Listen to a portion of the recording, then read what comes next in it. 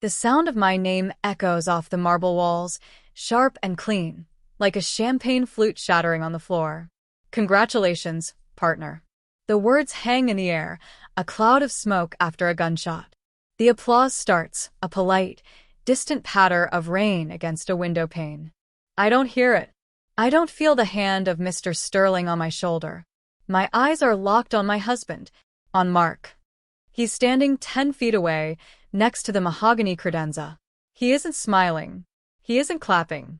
His face, usually so handsomely composed, is a canvas of shock and horror. The color has drained from it, leaving a waxy, pale sheen under the recessed lighting of the boardroom. His mouth is slightly open, a perfect O of disbelief. His hands, the same hands that held mine at the altar, are trembling by his sides. He looks at me, and in his eyes I don't see pride. I see terror. I see a man watching his own execution. The world slows to a crawl. I can see the single bead of sweat tracing a path from his temple down his jawline. I can see the fabric of his ridiculously expensive suit jacket tightening across his shoulders as he takes a sharp, ragged breath. He sways, just once, a tall tree losing its battle with the wind. And then he collapses. It's not a dramatic, flailing fall like in the movies. It's a quiet, boneless crumpling. His knees give way first, and his body folds in on itself, a puppet with its strings cut.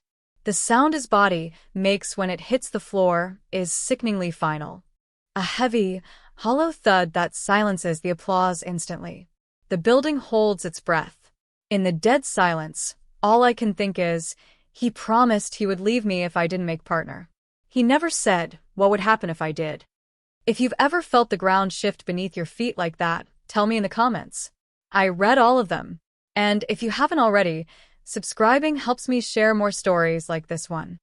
It wasn't always like this. It wasn't always a war fought in boardrooms and whispered in hallways. Before the silence and the secrets, there was us. There was Clara and Mark, the power couple, the ones who had it all figured out. We met in the shark tank of law school, two ambitious souls who found a strange comfort in each other's fire. Our first date wasn't dinner and a movie. It was a 12-hour study session fueled by stale coffee and a shared terror of failing civil procedure. I remember looking at him across a mountain of textbooks, the fluorescent library lights glinting off his glasses, and feeling a sense of calm I hadn't known was possible. He saw my ambition not as a threat, but as a reflection of his own. We were a team. We graduated at the top of our class, and Sterling and Croft, the Everest of corporate law in the city, took us both. It felt like destiny. We were the golden kids, and the firm was our kingdom.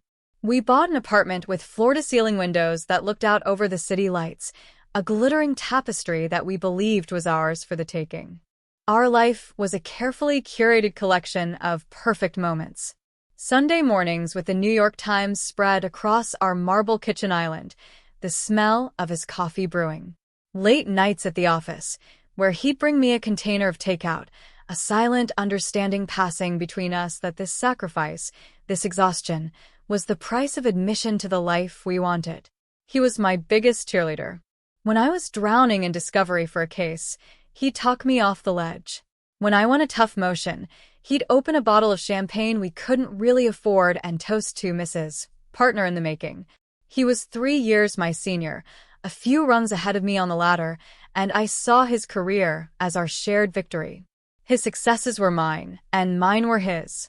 Or so I told myself. Looking back, the cracks were there all along, fine as a spider's web. I just refused to see them. There was the way he'd helpfully review my briefs, his red pen striking through my more aggressive arguments, replacing them with safer, blander language. Just trying to protect you, babe, he'd say. Don't want you to come across as too much. There was the partners' dinner where I got into a spirited debate about case law with Mr. Sterling himself, and on the car ride home, Mark was silent, his jaw tight. You have to be careful, Clara, he finally said, his voice cold. You can't make the senior partners feel stupid. It's not a good look. I'd felt a prickle of annoyance, but I'd smothered it with love and rationalization. He's just looking out for me. He knows how this game is played. The game. It was always a game. And the grand prize was a partnership at Sterling and Croft. This year was supposed to be his year. He was the frontrunner, the golden boy. I was considered a strong contender, but a year or two out. A dark horse. My work on the Ethelred merger, a monstrously complex and high-stakes case, had changed that. It was my baby. I lived and breathed it for 18 months. I knew its intricacies better than I knew my own reflection, and it was getting me noticed. The whispers in the hallways started to include my name in the partnership conversation. At first, Mark seemed proud, but then the pride began to curdle into something else. Something tight and anxious. He started talking about our future in a way that felt less like a shared dream and more like a carefully worded contract. He'd talk about the house in the suburbs we'd buy once he made partner. The kids we'd have once his position was secure. My role in this future was always supportive, softer. The successful lawyer, yes, but the wife of a Sterling and Croft partner first. The ultimatum came on a Tuesday. It was raining, a miserable, gray sheet of water lashing against our perfect floor-to-ceiling windows. We were both home early, a rare occurrence. I was excited, buzzing with a small victory from the Ethelred case. I'd found a loophole in the opposition's financing that could save our client tens of millions. I was telling him about it, my words tumbling out in a rush of legal theory and adrenaline. He was just sitting on the sofa, swirling a glass of red wine, not really listening. His eyes were fixed on the city below, a landscape of wet, glittering lights. When I finished, he didn't congratulate me. He didn't even look at me. He just took a slow sip of his wine. "You know, Clara," he said, his voice unnervingly calm.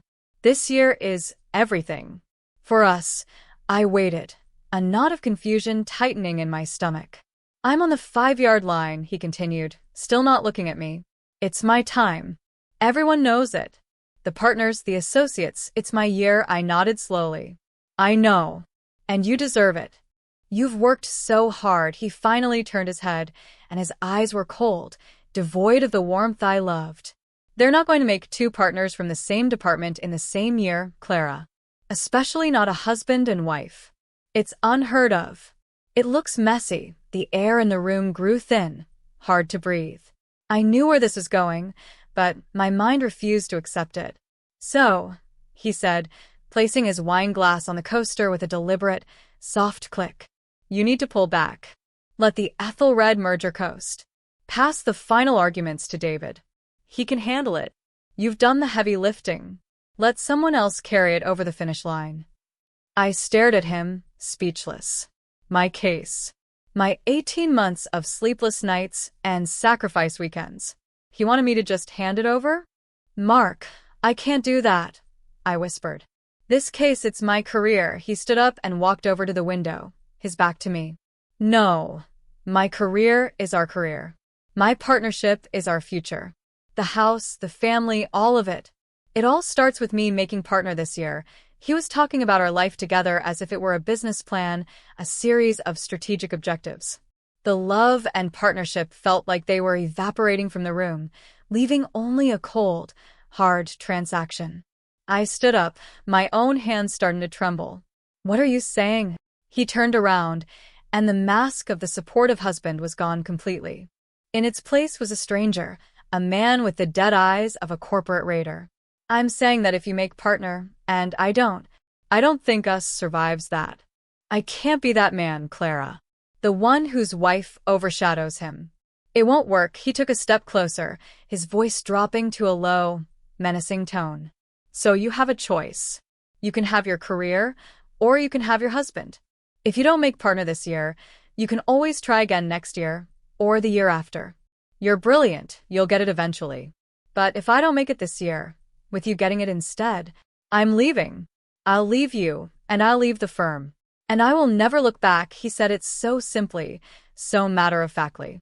It wasn't a threat born of anger or passion. It was a statement of fact. A term in a contract. My ambition or my marriage. I had to choose. And in that moment, looking at the cold stranger wearing my husband's face, I realized my marriage was already over. He had just put a gun to its head. The days that followed were a waking nightmare. I moved through my life in a fog of disbelief and heartbreak.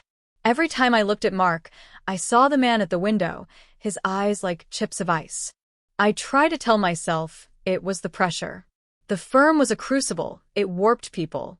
Maybe he didn't mean it. Maybe if I just showed him, if I just complied, the man I loved would come back. So I tried. God, I tried. I loved him. I loved the life we had built, the dream we had shared.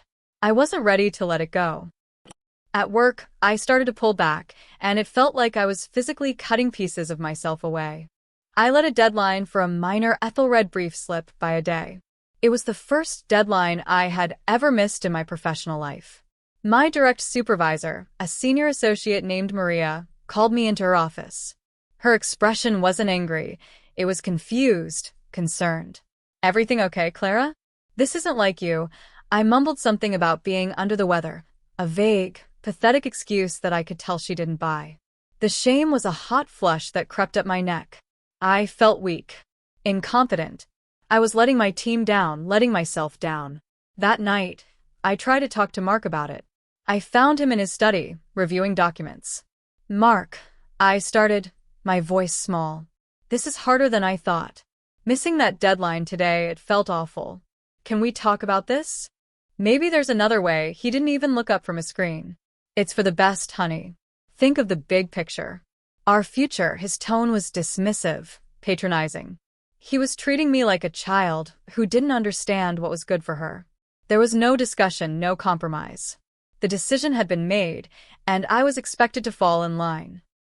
He started getting more involved under the guise of being helpful. He'd ask to see my work emails, just to make sure you're not overcommitting. He'd suggest I delegate key research tasks to junior associates. "You need to learn to manage, Clara. That's what partners do," he'd say, a smug little smile on his face. But I knew what he was doing. He was slowly, methodically dismantling my case, my reputation, from the inside out. He was isolating me. My home, once my sanctuary from the pressures of the firm, now felt like a prison. The beautiful apartment, with its glittering views, felt like a cage. I'd lie awake at night, staring at the ceiling, listening to the steady, even breathing of the man next to me, a man who had become my saboteur, my jailer. The love I had felt for him was being choked out by a constant, gnawing anxiety. I was losing weight. I couldn't sleep. I felt like I was holding my breath all the time, waiting for the next subtle cut, the next casual dismissal of my worth. I was trying to save my marriage, but I was sacrificing myself on its altar, and I was starting to realize there might be nothing left of me to save. The whispers at the firm began to change. My name was no longer mentioned with the same buzz of excitement in the partnership conversations. Instead, there were murmurs. "Vance seems to be dropping the ball lately. Heard she's overwhelmed by the Ethelred merger," and another name started rising to take its place: David Collier. David was in our department, a slick, smarmy associate who had always coasted on charm rather than substance. He'd always been a rival, but a non-threatening one. Suddenly, he was everywhere. He was getting invited to meetings about my case that I wasn't. He was having lunch with partners I was struggling to get 5 minutes with. He seemed to know things about my strategy, my next moves, before I'd even made them. He'd bring up points in team meetings that directly countered arguments I had only discussed with Mark the night before. A cold dread began to seep into my bones. It was one thing for Mark to ask me to step back. It was another thing entirely for him to be actively working against me, feeding my competitor. I started to watch them, Mark and David. I saw them in the hallway, heads bent close together, Mark clapping David on the back, both of them sharing a laugh. I saw them leaving the office for coffee, a casual camaraderie that felt staged, sinister. The paranoia was a constant hum under my skin. Was I imagining it? Was the stress and heartbreak making me crazy? Mark, my Mark, would never do that. He was competitive, yes, but he wasn't cruel. He wasn't a monster. The breaking point came on a Thursday afternoon. I was walking past a row of empty offices on my way to the library, and I heard their voices coming from behind a half-closed door. Mark's and David's. I froze, pressing myself against the wall, my heart hammering against my ribs. So her next move will be to file a motion to compel discovery on their subsidiary holdings, Mark was saying, his voice low and conspiratorial. But she's missing the precedent set in the Globex case from '09. If you file a preemptive motion to quash, citing Globex, you'll cut her off at the knees. She won't see it coming. There was a pause, and then David's oily voice. Man, I owe you big time. Why are you helping me so much with this? I held my breath, straining to hear Mark's reply. His laugh was a short, ugly bark. Let's just say I'm invested in a positive outcome for you this year. It's better for everyone, especially for Clara. She's just not ready for the pressure. The world tilted on its axis. The air rushed out of my lungs. It wasn't paranoia. It was real. He was actively, maliciously sabotaging me. He was feeding my strategies, my weaknesses, to my direct competitor. The man I had shared a bed with last night, the man who had kissed me goodbye this morning, was systematically destroying my career piece by piece and telling himself he was doing it for my own good.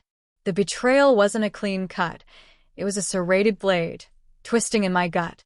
I stumbled away from the door, my vision blurring with tears of rage and grief.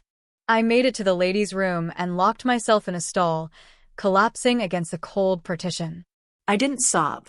I was too empty for that. I just sat there, the sterile silence of the bathroom echoing the vast, cold emptiness that had opened up inside of me. That night, I confronted him. The moment he walked through the door of our apartment, I was waiting for him. I didn't yell. My voice was eerily calm, dangerously quiet. I heard you, with David.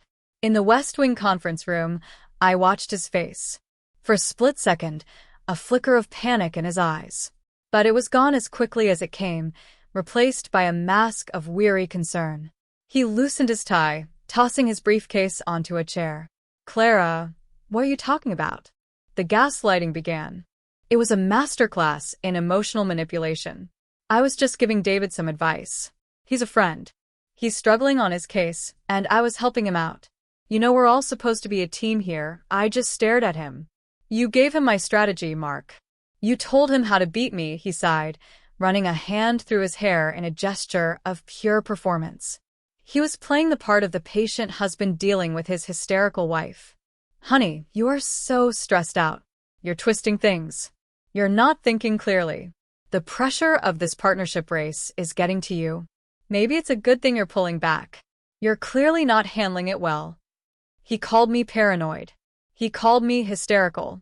He told me I was imagining things.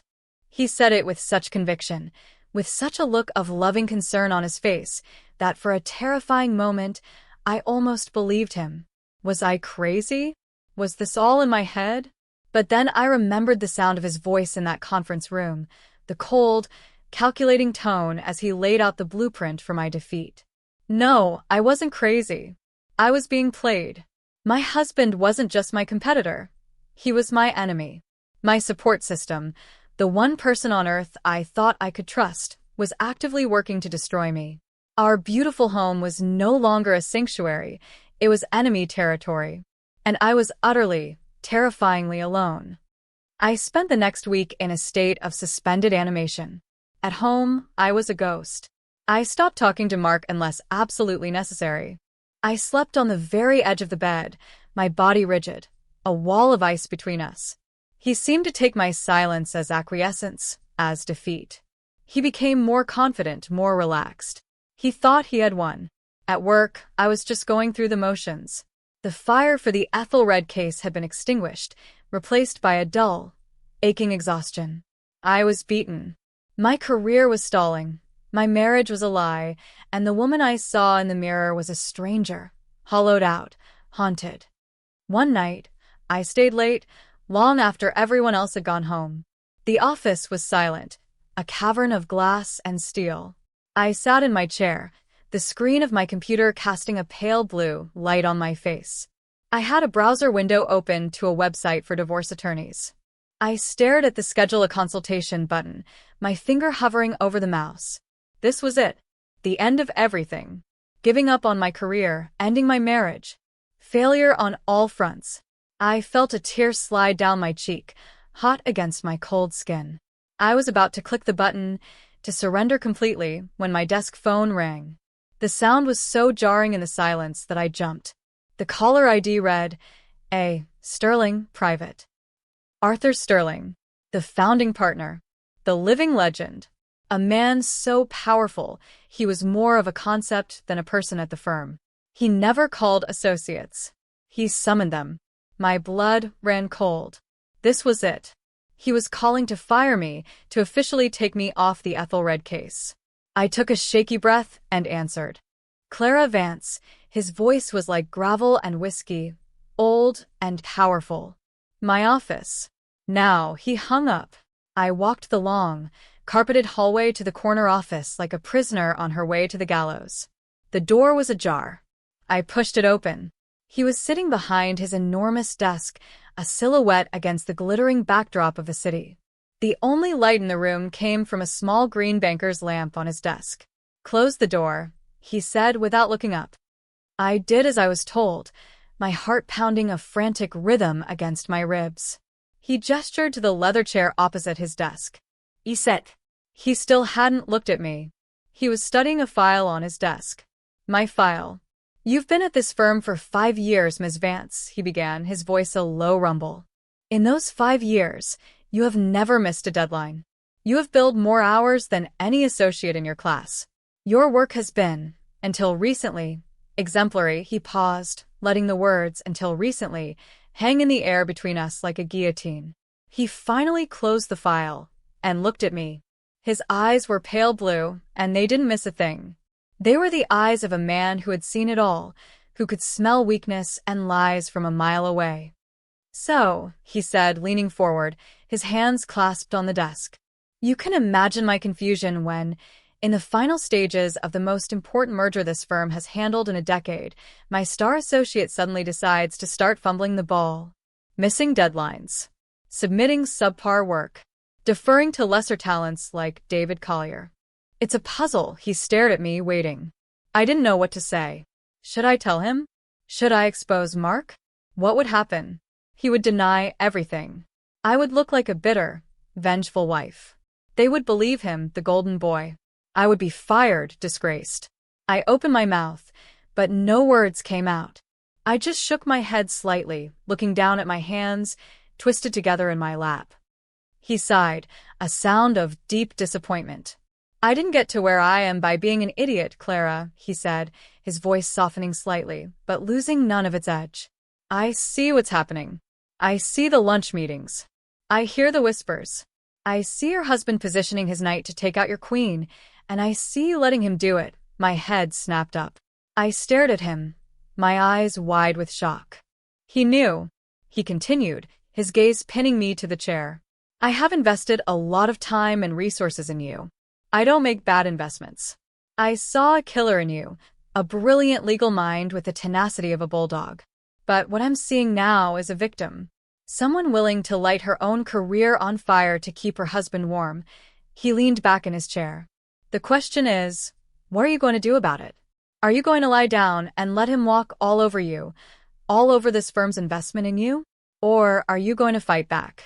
His words hit me like a physical blow, knocking the wind out of me, but also shocking my system back to life. He was right. I had been so consumed by the grief of losing my marriage that I had forgotten who I was. I was Clara Vance. I had clawed my way to the top of my class, to a job at this very firm, through sheer force of will. I was not a victim.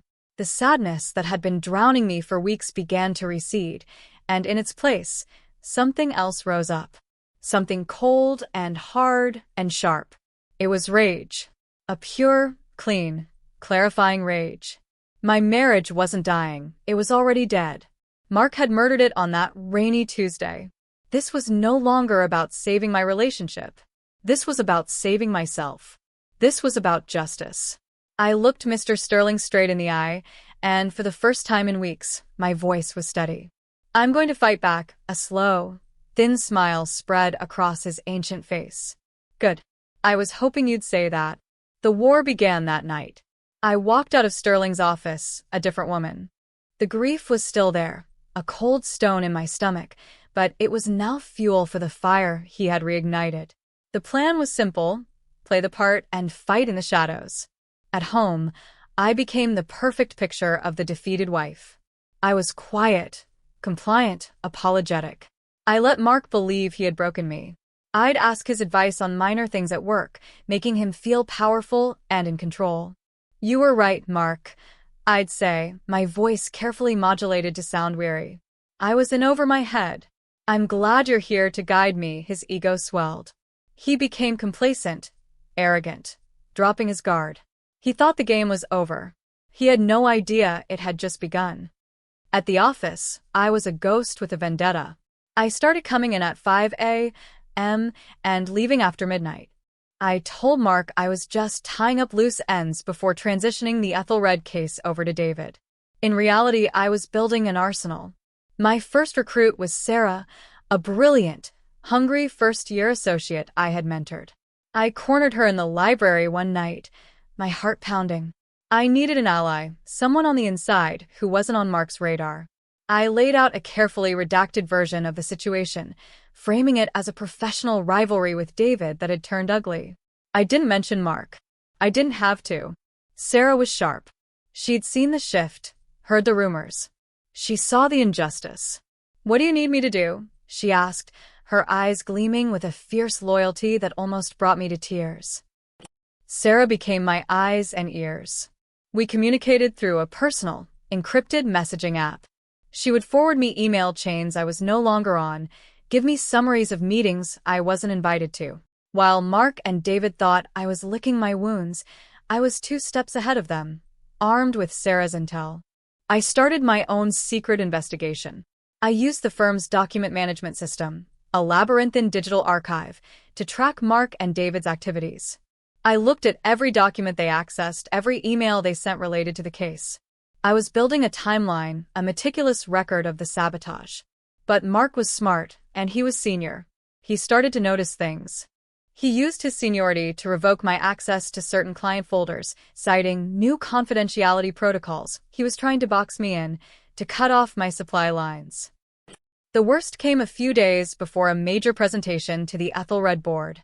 I had spent a week, working in secret, rebuilding the strategy that Mark had leaked to David, but making it 10 times stronger, reinforced with new precedents and financial models I had developed in my pre-dawn work sessions.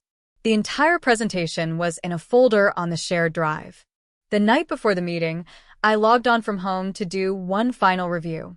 The folder was gone. Just gone. A frantic search of the server logs showed that it had been deleted an hour earlier. The user ID that deleted it? Mark's. I felt the blood drain from my face. He must have seen my activity on the server, realized I was still working on it. This was a direct, devastating strike. The presentation was in 12 hours. I had no backup. He had just vaporized hundreds of hours of my work. I wanted to scream. I wanted to throw my laptop against the wall. I wanted to walk into the bedroom and wake him up and destroy him. But I didn't. The cold, hard rage took over. I went to the kitchen, brewed the strongest pot of coffee I could, and sat down at my dining room table.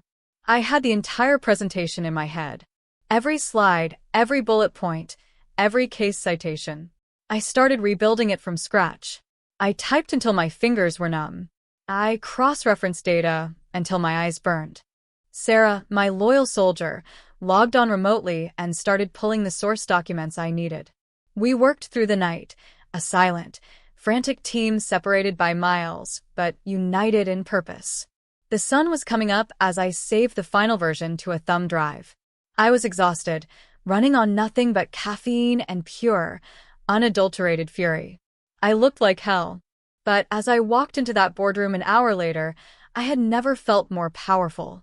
Mark was already there, schmoozing with the clients, a smug, confident smile on his face. He looked at me, his eyes flicking over my tired face and rumpled suit, and his smile widened. He thought he had won. He thought I was showing up empty-handed, ready to be humiliated. He had no idea I was holding a loaded gun on that thumb drive in my pocket. The walls weren't closing in on me. They were closing in on him. The final partner presentations were scheduled for the following week. It was the last hurdle. The atmosphere in the office was electric with tension. Everyone knew it was down to Mark and David. My name was no longer even in the running, a forgotten casualty of the race. This perception was my greatest weapon. While Mark and David were busy with last-minute politicking, I was living in the firm's digital archives, digging for a silver bullet. I was going through Mark's entire case history, every single file he had ever touched at Sterling and Croft. I didn't know what I was looking for, just a gut feeling, a desperate hope that a man this willing to be unethical in his marriage and his career must have been unethical before. It was a needle in a haystack of terabytes. For days, I found nothing. Just the clean, successful case files of a model senior associate. I was losing hope. Maybe he was just a bastard, not a criminal. Maybe I had nothing. It was 3 o'clock in the morning, my eyes gritty with exhaustion, and I was ready to give up. I was about to log off when my cursor hovered over an old, archived folder. A pro bono case from 4 years ago. It was a tiny tech startup, a company called Innovatech, that had gone bankrupt. It was a nothing case, the kind of corporate charity work the firm did for its image. Mark had handled the dissolution. It was probably a dead end, but I clicked on it anyway. I started reading through the financials, the bankruptcy filings. It was all standard stuff. But something felt off. A series of consulting fees paid out to a third-party vendor in the months leading up to the bankruptcy. The fees were substantial, far too large for a struggling startup. The vendor was a company I had never heard of. Orion Strategic Solutions. Curiosity piqued. I pulled up Orion's corporate registration. It was a shell corporation, registered in Delaware, with no public-facing presence. I cross-referenced the registration address with other firm files. Nothing. I was about to move on when an idea struck me. I asked Sarah, who was on standby at her apartment, to run the name, Orion Strategic Solutions, through a private database, one that cross-references corporate officers with family trusts and assets. It was a long shot. 15 minutes later, a message popped up on my encrypted chat. It was from Sarah. It was just one sentence. "Clara, you need to see this." Attached was a file. I opened it. It was the incorporation document for Orion Strategic Solutions. And there, listed as the sole beneficiary of the trust that owned the company, was a name that made the air leave my lungs. Eleanor Collier. David Collier's mother. My blood turned to ice.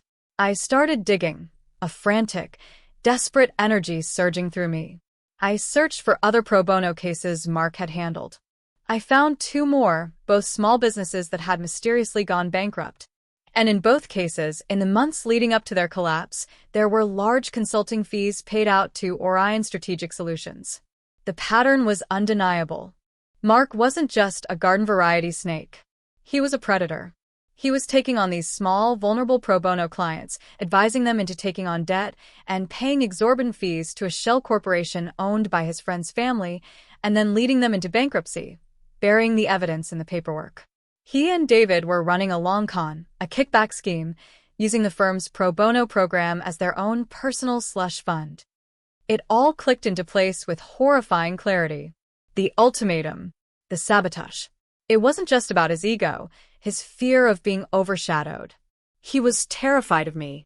He was terrified of me making partner, of me getting the power, the access, the oversight that came with the position. He knew that with my attention to detail, my refusal to cut corners, it would only be a matter of time before I stumbled upon his dirty little secret. He wasn't trying to sideline my career to save his pride. He was trying to destroy it to save himself from prison. My hands were shaking, but not from fear. It was the tremor of a hunter who has finally cornered her prey. I had him, and I was going to burn his entire world to the ground. The day of the final partner meeting arrives. The air in the main boardroom is thick enough to chew, a toxic cocktail of ambition, fear, and expensive cologne. The entire executive committee is there, a council of old gods sitting around the polished mahogany table. Mr. Sterling is at the head, his face an unreadable granite mask. Mark and David are there, sitting side by side, looking for all the world like a winning team. Mark catches my eye as I walk in and gives me a small, pitying smile. The kind of smile you give a dog you just hit with your car. He thinks I'm here to watch his coronation. I take my seat at the far end of the table, a ghost at the feast. David goes first. His presentation is slick, full of corporate buzzwords and stolen ideas. He's confident, charming, and utterly full of it. The partners ask a few softball questions. He handles them with ease. Then it's Mark's turn. He stands up, all tailored suit and polished charisma. His presentation on the Ethelred merger is brilliant, of course. It's my work, after all. He presents my strategies as his own, my insights as his moments of genius. He even has the audacity to mention how he had to step in and guide the team through some rough patches. He glances at me when he says it. I meet his gaze and hold it, my expression perfectly, terrifyingly blank. He finishes to a round of impressed nods.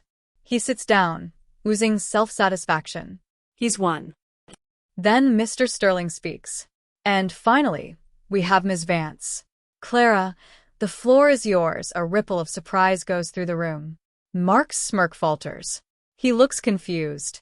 I stand and walk to the front of the room. I can feel every eye on me.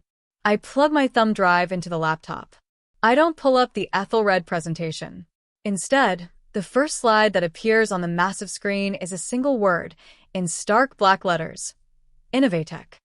A confused murmur fills the room. I see Mark's back stiffen. His face goes pale. I begin to speak, my voice low, calm, and brutally precise. Before we discuss the future of this firm, I say, I believe it's imperative we address its past for the next 20 minutes. I don't talk about mergers or profits. I tell a story, the story of a small, hopeful tech company. I put up copies of the falsified financial reports. I show the invoices from Orion Strategic Solutions. I click to the next slide, showing the incorporation documents, with Eleanor Collier's name circled in red. David makes a small, strangled noise. I continue, my voice never wavering. I bring up the next company and the next, laying out the entire scheme. The money trail. The shell corporations. The emails I recovered from the deep archives, encrypted correspondence between Mark and David discussing the transfers. I present it all not as an accusation, but as a case study in risk management, a threat to the integrity of the firm that had gone unnoticed. The room is dead silent. You could hear a stock certificate drop. The partners are staring, their faces a mixture of shock and fury. Mark is staring at the screen, his mouth hanging open, all the color gone from his face. He looks like he's been turned to stone. He tries to speak, to object. This is an outrageous lie, he stammers, but his voice is a strangled, reedy whisper. He sounds like a guilty man. I turn to face the partners, my presentation finished. My candidacy for partnership is no longer the issue here, I say quietly. The issue is the fundamental vulnerability this scheme has exposed. It's a cancer, and it needs to be cut out. I look at Mark, my husband, the man I once loved, and I feel nothing but a vast, cold emptiness. I have laid his sins bare for the world to see. It's over. But it wasn't. Mr. Sterling clears his throat. The sound cracks through the silence like a whip.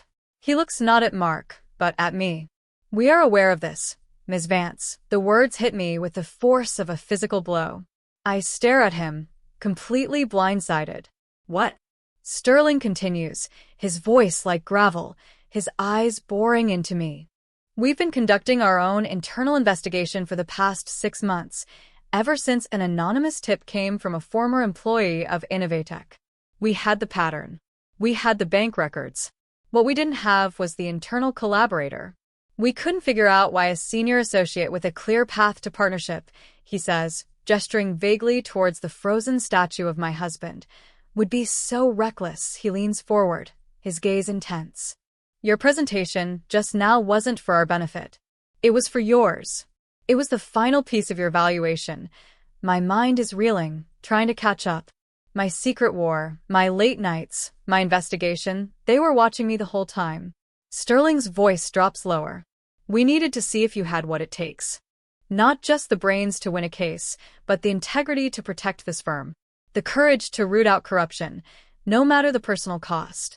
To face a threat, even when it's sleeping in your own bed. He looks away from me then, his eyes sweeping across the stunned faces of the other partners.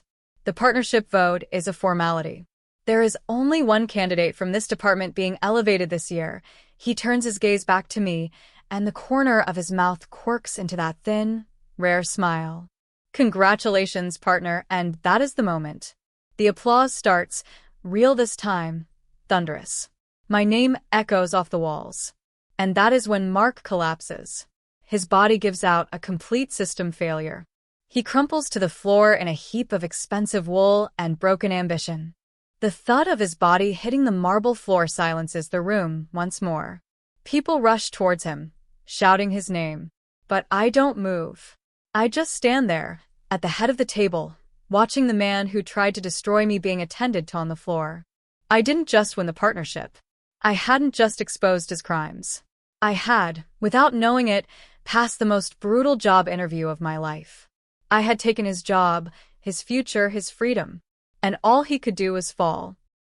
The weeks that followed are a blur.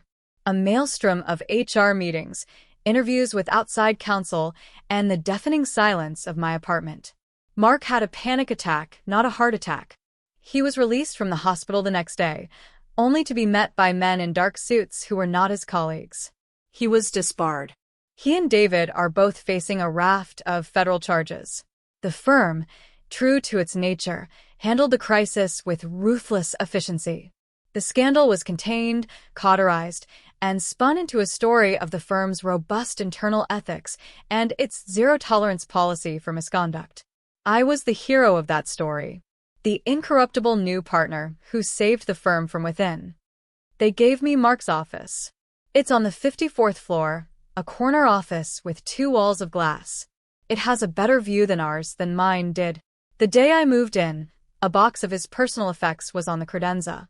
Old law review plaques, a tacky Lucite award, and a silver frame holding a photo of us on our wedding day. We looked so young, so happy, so completely oblivious to the rot that was already taking root. I look at the smiling woman in the white dress, her eyes shining with love and trust, and I barely recognize her. She was so naive, so willing to believe in the fairy tale. I take the photo out of the frame, look at it for a long moment, and then I drop it into the shredder. I walk through the hallways now, and people look at me differently. The junior associates look at me with awe. The other partners, with a new, wary respect. They know my story. They know what I'm capable of.